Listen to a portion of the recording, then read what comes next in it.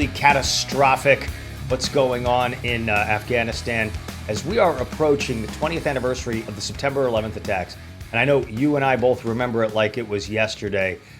It's heartbreaking to see all of the gains that were made and all of the money and blood spent over the last 2 decades in Afghanistan being erased in the blink of an eye. And the reality is this. We've been down this road before. I mentioned this in prior appearances, that it's essentially the same thing as the Vietnam playbook. It's the same thing as the Soviet pullout in Afghanistan. But it's something worse than this. And here's what it comes down to. I know if you're of a certain age, probably close in age to me, you grew up hearing the stories, reading the stories about the heroism in World War I and especially in World War II. The idea that the good guys won because we had amazing generals with the ability to defeat not just Japanese militarism, but of course the Nazi menace and Italian fascism. And what you ended up with at the end of that war, World War II, which scarred this planet so terribly and resulted in the deployment of 2 atomic weapons. Thankfully, that hasn't happened since. What that left us with was a pattern and a pathway forward in this world. Sure, it became a bipolar world between us and the Eastern Bloc, the Soviet Union, that menace, but we eventually defeated the Soviet Union. And it's not lost on me that the last great victories that America saw take place on the international stage and in the world were driven primarily by that greatest generation. Ronald Reagan defeated the Soviet Union in conjunction with Margaret Thatcher and of course, Pope John Paul II, people who had a long institutional memory of what it was that happened in World War II and the lessons from it.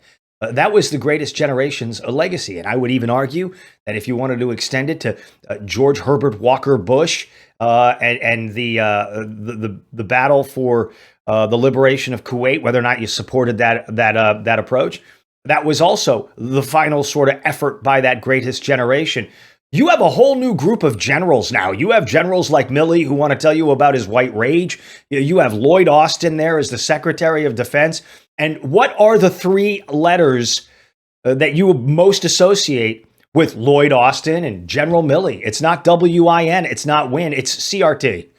And the reality is, and I have to be honest with you as I host the Devious Motives video cast here, I have to be honest with you, if maybe we spent less time worrying about the, quote, extremists in the ranks, or the insurrection of January the 6th, or the need for CRT and getting your mind right in the new Biden military, maybe we'd be in a different place. Maybe if Joe Biden, the president of the United States, the commander-in-chief, maybe if that guy had better counsel or took it, we'd have a better outcome in Afghanistan. And I understand. I'm well aware that Donald J. Trump, he was president of the United States, on his way out the door, said that he wanted to see the troops leave the Middle East, broadly speaking, and of course, Afghanistan and Iraq as well. But what he didn't want to see, and I don't think any American wants to see, I'm hoping Americans don't want to see, is a turn-tail and run approach because we fear the challenge. We understand the motivations of Osama bin Laden before he was killed. And by the way, I celebrated that along with the Obama-Biden administration, despite the fact that Joe Biden didn't want to have him killed. That's a fact, sorry. You have a situation on your hands now where you've got chaos in Afghanistan. And this is what's the word I would use? This is a referendum on Western power. What it comes down to. The Taliban are able to take Afghanistan, and they're going to be able to take Afghanistan. They just took Herat and certainly took Kandahar, the birthplace, the birth canal of the sewage ideology of the Taliban. If they're able to take those places, they're going to be going to Kabul next. And the reporting overnight is incredibly alarming to me. Because what you have is reporting coming out that says, we have intermediaries, people like Tony Blinken and Jake Sullivan, no doubt. Those 2 guys who sat there and got lectured by the Chinese Communist Party leaders, the thugs deployed the most deadly virus in a century, or at least let it get out of the way.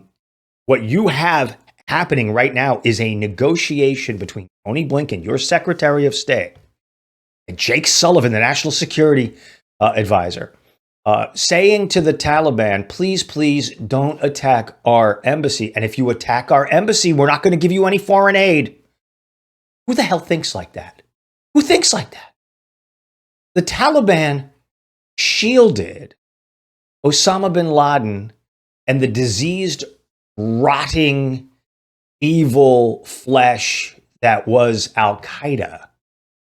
And now we've got Jake Sullivan and Tony Blinken getting on the call and telling the Taliban, don't attack our embassy in Kabul or you won't get foreign aid. You're not getting foreign aid. What the hell is wrong with you? The hell is wrong with you? This is not the way we, as the Americans, I know and remember, ought to be comporting ourselves. We're in a different time. Oh, I get it.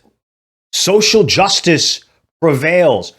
So who's going to speak out on behalf of social justice for the women and girls in Afghanistan? Bob Gates, an old Washington hand. He was a CIA director. He was a Secretary of Defense.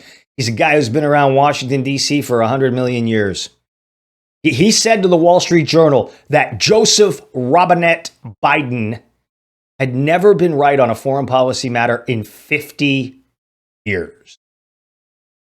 Think about that. At some point, you'd figure Joe Biden would back into something that would be a successful sort of a narrative, a successful sort of approach.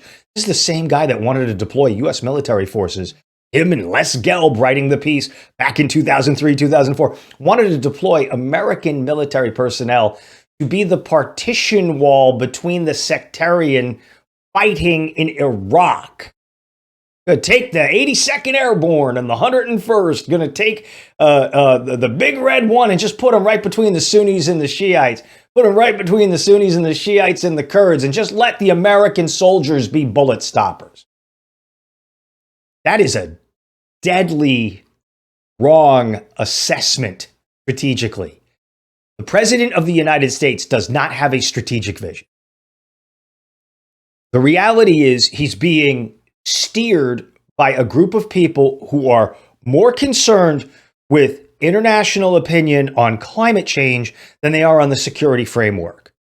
And one thing is certain as we watch the Taliban and Al-Qaeda, the Haqqani network, all the outfits that are operating in Southwest Asia in concert with this radical Islamist ideology. One thing is for certain, there's going to be another attack.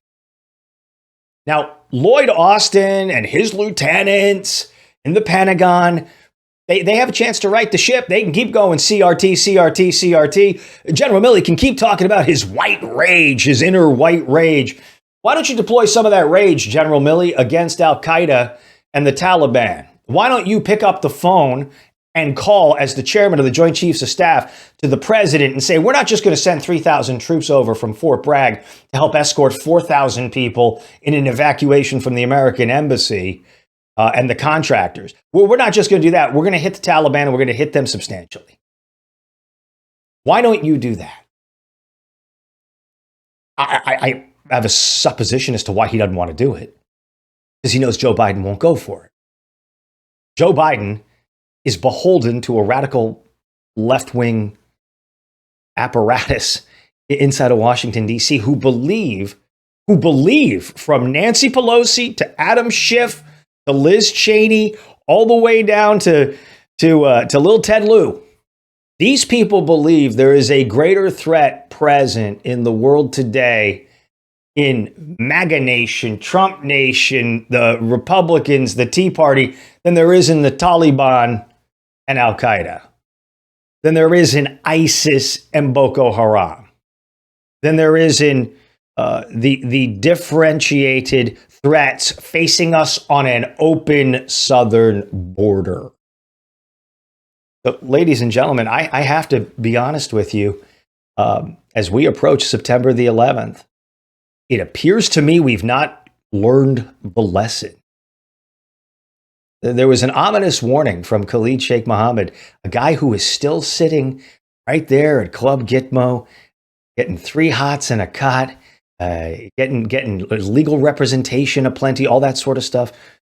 There's a warning from him who said, essentially, listen, you guys aren't going to win because you don't have the will. You don't have the will. When an American senator in Dick Durbin can say with impunity that the interrogators at Guantanamo Bay were on the order of Pol Pot and Nazi concentration camp guards, and he still sits in the Senate today, regardless of apology, that's all you need to know. The people in Washington, D.C., Republicans and Democrats alike, by and large, care very little about the safety and security of you or I, you or me. They care about is the job security that they desperately want to continue to enjoy.